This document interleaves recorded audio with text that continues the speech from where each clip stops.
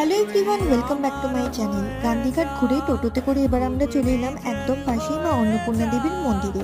রানী রাসমণির কনিষ্ঠ কন্যা জগদম্বা দেবী দক্ষিণেশ্বর মন্দিরের আদলে এই মন্দিরটি নির্মাণ করেন 1875 সালে। উদ্বোধন করতে এসেছিলেন স্বয়ং শ্রী রামকৃষ্ণ। ফটক দিয়ে প্রবেশ করে পাশাপাশি নাট মন্দির ও অন্নপূর্ণার মন্দির চোখে পড়বে।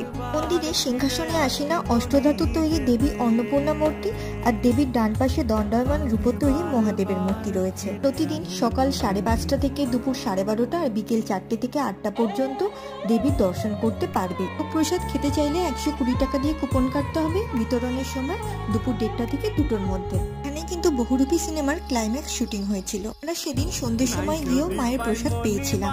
এখানে 6টি আটচালা শিব মন্দির রয়েছে। শিব মন্দিরের মাঝে লোহার ফটক দিয়ে একটি সোজা রাস্তা চলে গিয়েছে রানী রাসমণি ঘাট পর্যন্ত। পর বাড়িতে ফিরে মাদার্স ডে সেলিব্রেশন করলাম, সেটা তোমরা আমার পরের ব্লগে দেখতে পাবে।